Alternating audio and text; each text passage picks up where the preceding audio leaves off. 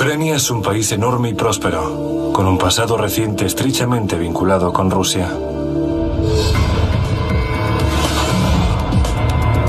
En el 2014, el golpe de Estado divide Ucrania y lleva una guerra fratricida en el Donbass, que dura hasta día de hoy.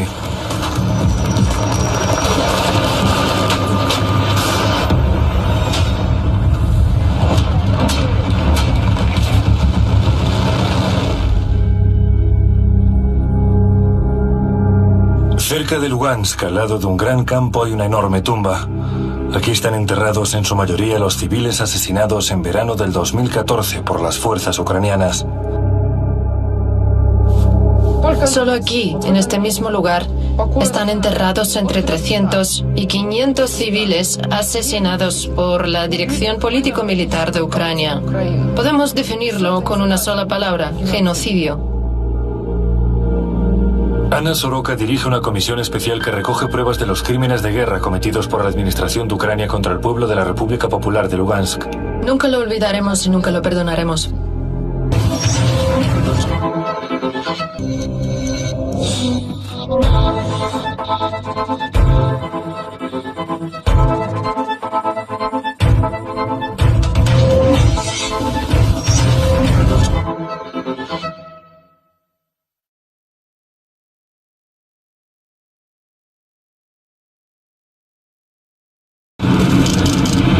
El ejército ucraniano es muy diverso.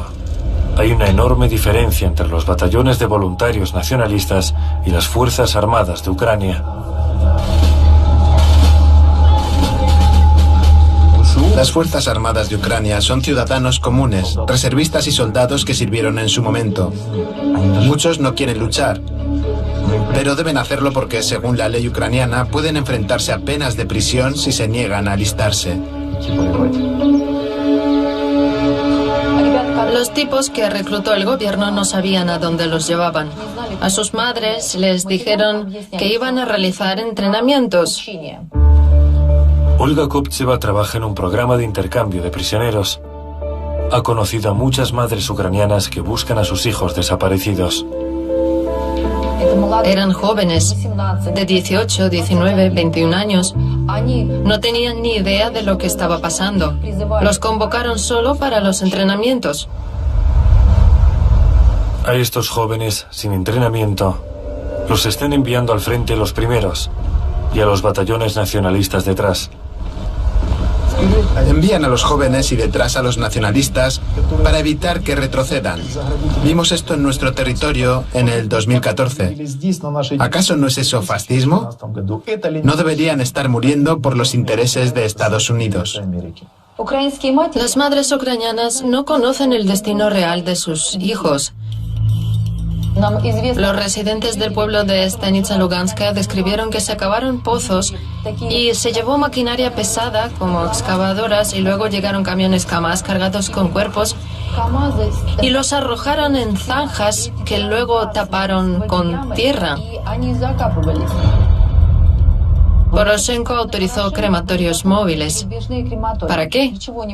Para ocultar el número de víctimas, el número de personas que habían fallecido.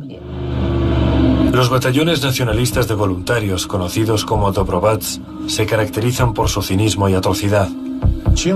Los Dobrovolets cometieron crímenes de guerra puros y duros: tortura, violación, ejecuciones extrajudiciales, robos, saqueos.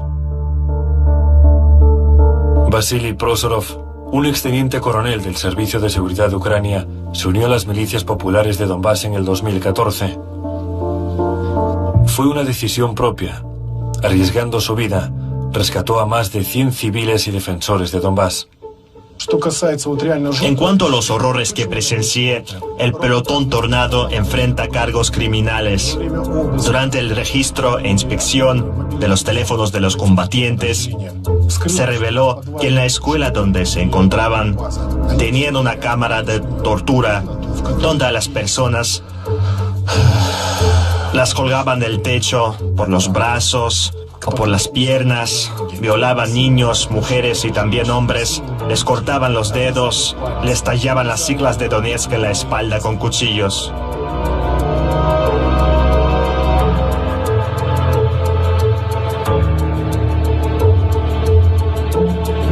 Las personas a las que torturaron llegan destrozadas psicológicamente. Es muy difícil trabajar con ellas, tratar con ellas. Es difícil hasta mirarlas. Dmitry Kalashnikov, jefe de la Oficina del Médico Forense del Ministerio de Salud de la República Popular de Donetsk, ha tratado a muchas víctimas de esta guerra.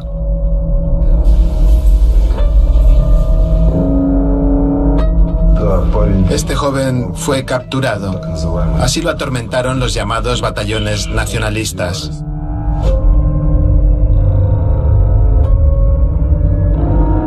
Usaban este tipo de balas. Provocan daños muy graves, fuertes lesiones internas, ruptura de órganos y luego son difíciles de encontrar. Son los calibres que usan la OTAN. Estas balas no se pueden disparar con un Kalashnikov.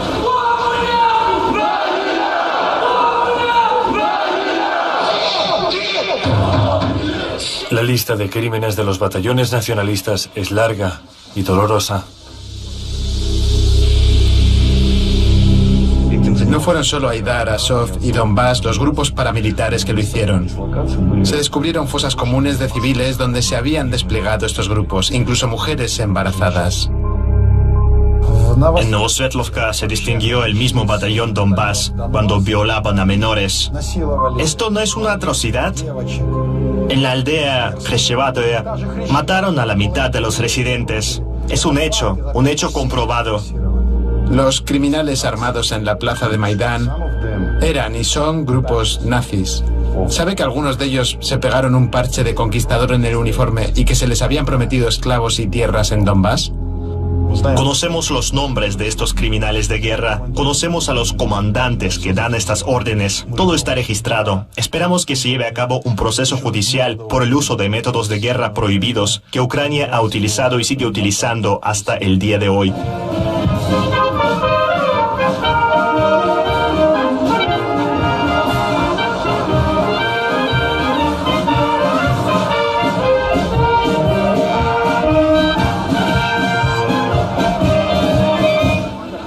Esta es una manifestación en defensa de los animales. Estas manifestaciones se celebran muy a menudo en las ciudades europeas, pero respecto al genocidio de los rusoparlantes en Donbass, Europa no hace más que guardar silencio.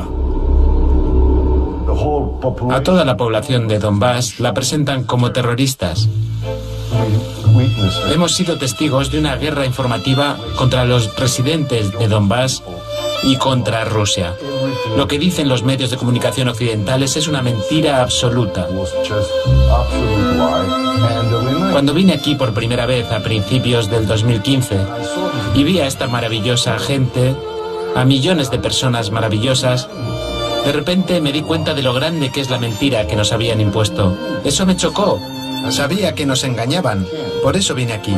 Pero cuando vi con mis propios ojos que los trataban peor que a los perros, peor que a cualquier animal, en fin, la rusofobia en la propaganda occidental está alcanzando proporciones aterradoras.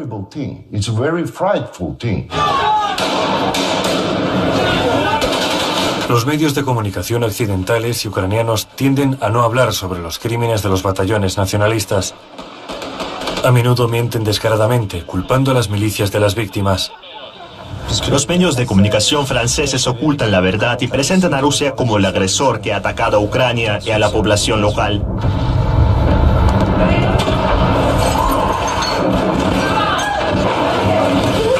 Está claro que el verdadero agresor es el ejército ucraniano. Lanzan bombas a diario contra objetivos civiles con el pretexto de bombardear a las tropas prorrusas. Pero las tropas prorrusas nunca se han escondido entre los civiles. Los medios de comunicación occidentales tampoco admiten que los militares de la OTAN participen directamente en la matanza en Donbass. Las fuerzas especiales de Estados Unidos se encuentran en toda Ucrania y entrenan al ejército ucraniano. También hay fuerzas especiales canadienses y del Reino Unido que luchan en la línea del frente. Han matado a nuestros soldados y nosotros también hemos matado a algunos de los suyos. Canadá incluso perdió a algunos soldados. A Ucrania fue toda una unidad especial no para entrenar, sino para participar en los enfrentamientos contra las milicias populares de Donbass. Perdieron gran parte de esa unidad. En verano del 2014 estallan enfrentamientos en una tierra que no ha visto hostilidades desde la Segunda Guerra Mundial. ¡Batería, fuego!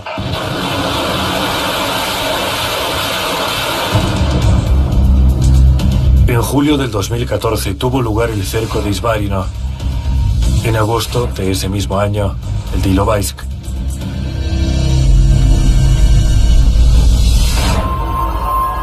Se vieron rodeados más de 7.000 soldados ucranianos.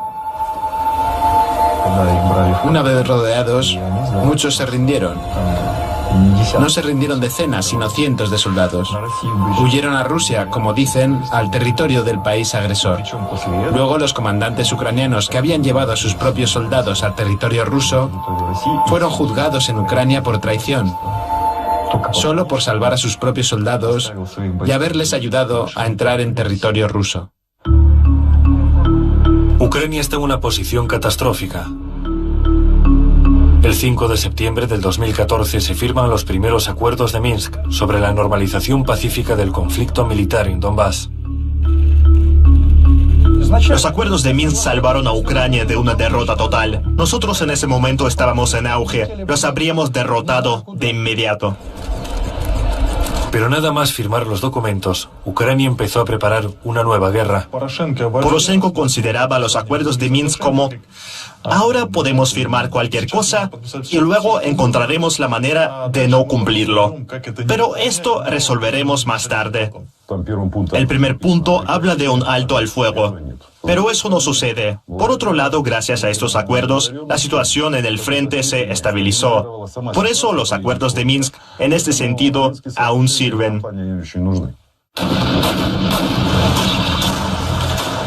No obstante, en enero del 2015, Ucrania rompe el protocolo de Minsk y en los alrededores de Debaltsevo vuelve a estallar una matanza.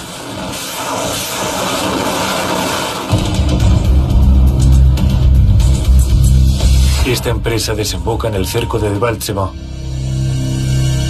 Según datos de la milicia, Ucrania pierde 8.000 combatientes en los 3 cercos.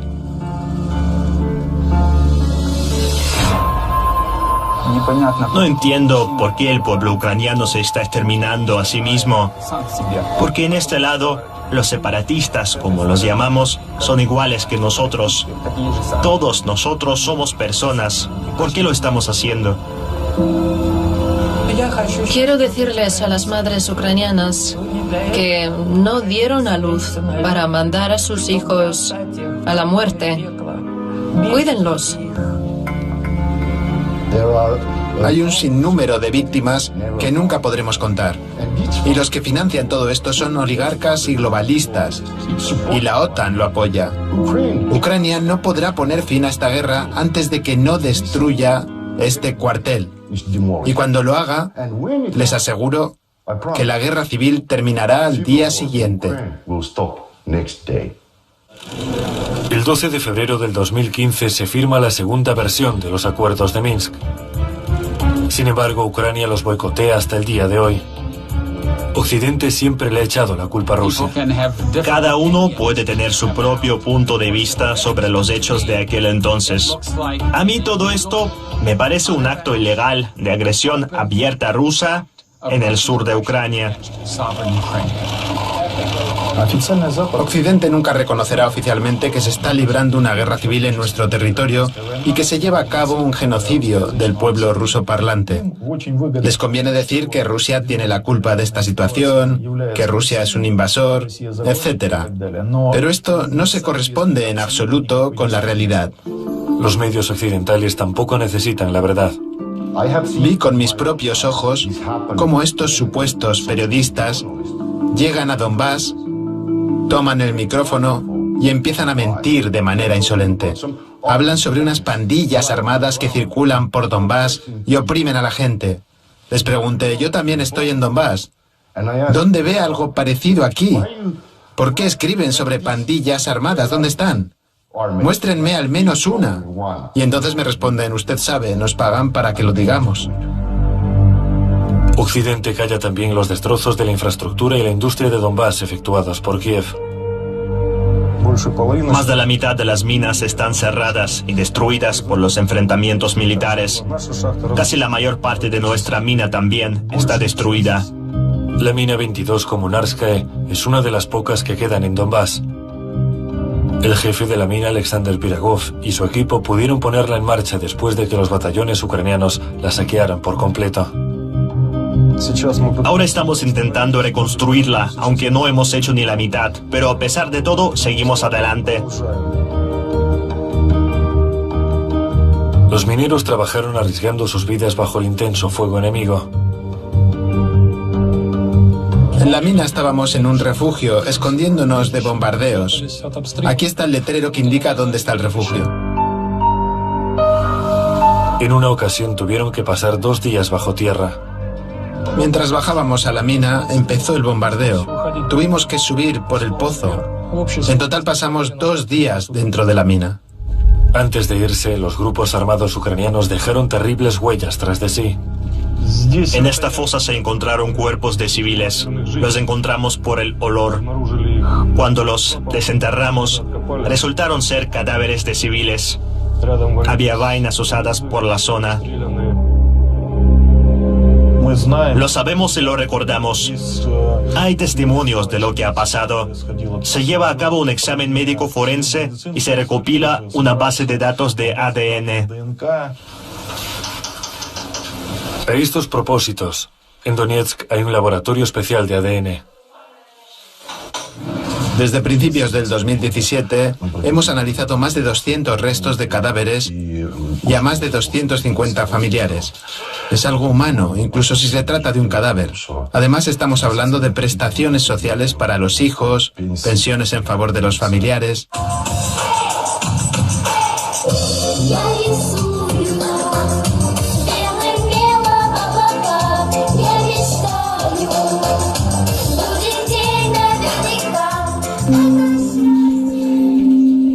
Estos niños entienden muy bien lo que es la guerra. No saben qué es vivir en tiempos de paz. Toda mi vida he vivido en tiempos de guerra. Tengo 8 años. No sé qué es vivir en tiempos de paz. No lo sé. Los adultos que iniciaron la guerra tienen que pararla. Ya ha durado demasiado. Hay que terminar con todo esto.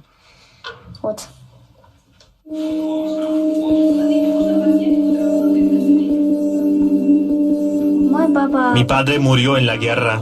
Fue enterrado como un héroe. Mi madre fue a servir en el ejército por él. En fin, quiero que la guerra termine pronto y que Hitler desaparezca para siempre.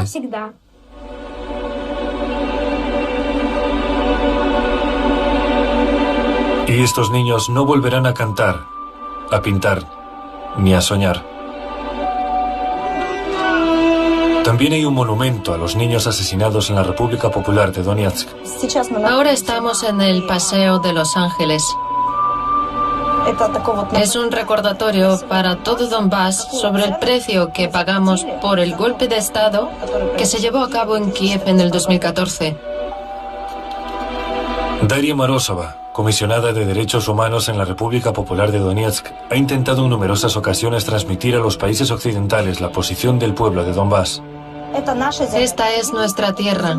Nacimos en esta tierra y no necesitamos en absoluto que se nos diga qué lengua debemos hablar, a qué escuelas debemos ir, qué políticas debemos obedecer. No necesitamos 2 papás o 2 mamás. No necesitamos la propaganda de LGBT que se difunde ahora en Ucrania. No necesitamos el nazismo que ahora se promueve en Ucrania. Eso es ajeno a todos nosotros. Esta es nuestra tierra natal. Hemos nacido aquí, hemos trabajado aquí, lo hemos hecho todo con nuestras propias manos. Nos hemos esforzado mucho. Los pueblos de Donetsk y Golubovsk son la línea de demarcación. Algunas casas están ubicadas a tan solo 200-300 metros de las posiciones de los militares ucranianos. Hay ataques todos los días. ¿Quién creen que nos está bombardeando? Todo el fuego viene desde Ucrania. Vas andando y si escuchas el silbido de un proyectil, buscas dónde esconderte. Cuando lo oigo me escondo en los arbustos. ¿A eso le llaman vida? Solíamos reunirnos todos aquí.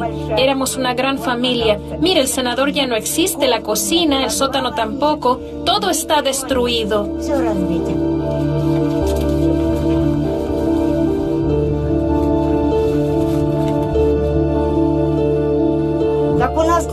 Muchas personas murieron en la calle.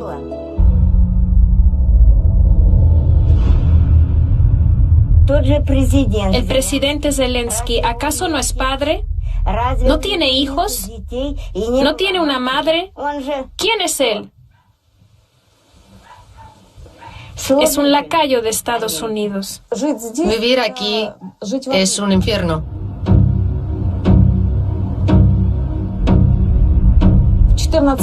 La primera persona asesinada en el 2014 fue un niño de 4 años llamado Iván Polyakov.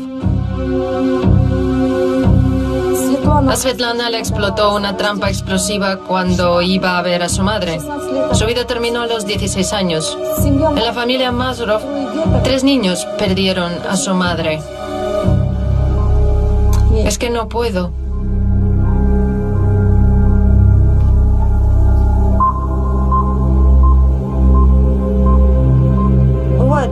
Nos bombardean por la mañana o por la tarde, a veces todo el día.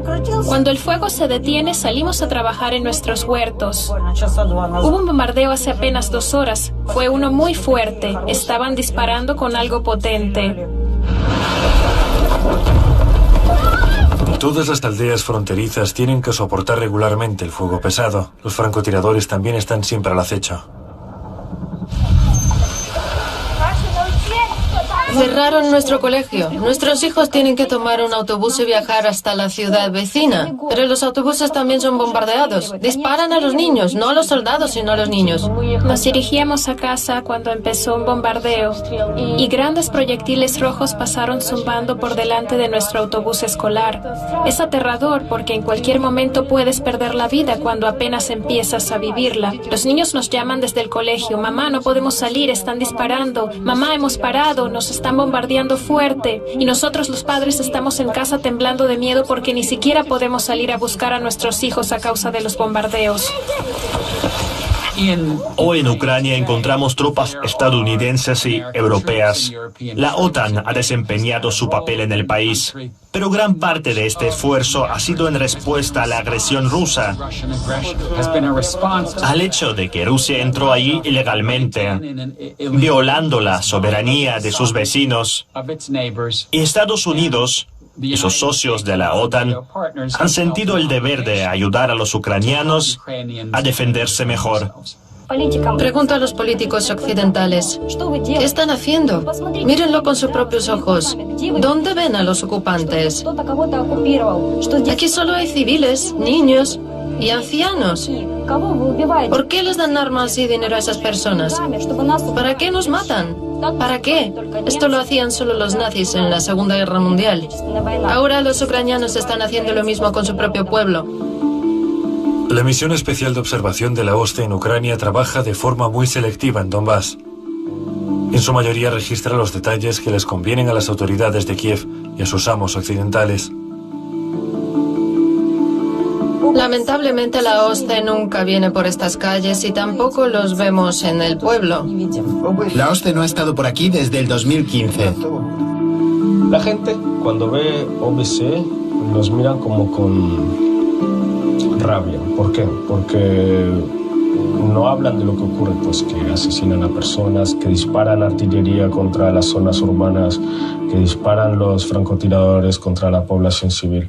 Más de 13.000 civiles han sido asesinados, 30.000 han resultado heridos y 1,5 millones han tenido que abandonar sus hogares.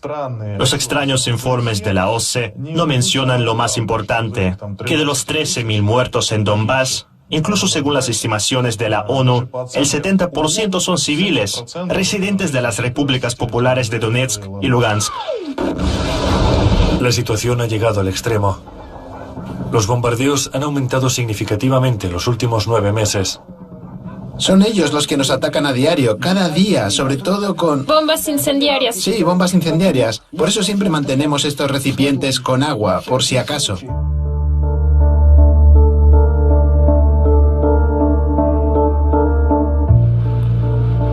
Lo que les hicieron a los habitantes de Donbass podría ocurrirle a cualquier otro pueblo, en cualquier parte del mundo. ¿Por qué?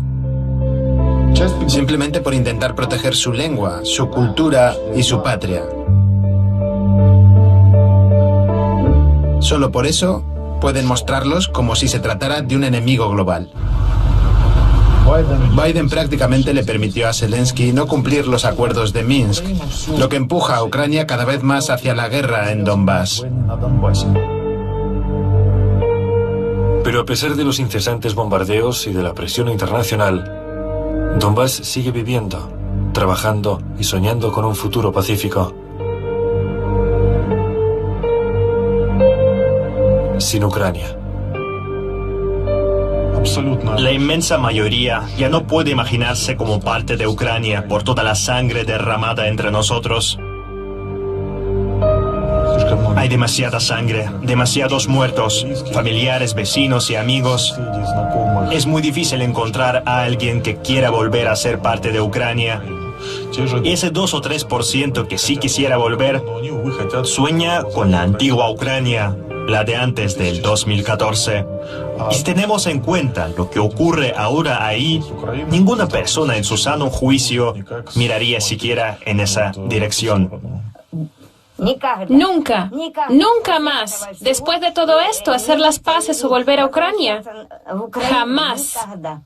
Es imposible, por los crímenes de guerra cometidos en Donbass. La gente de aquí no quiere estar dentro de Ucrania después de lo que han hecho. Esto lo tienen que comprender de una vez. Más de 25.000 edificios han sido destruidos, incluyendo 315 escuelas y guarderías. Más de 2.000 ancianos, mujeres y niños han sido asesinados. ¿Cómo se puede superar todo esto?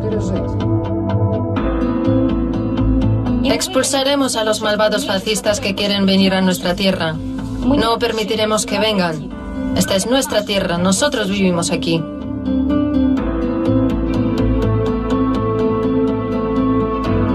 Sí, esta es su tierra. Y este es su futuro. Un futuro que el pueblo de Donbass siempre sabrá defender.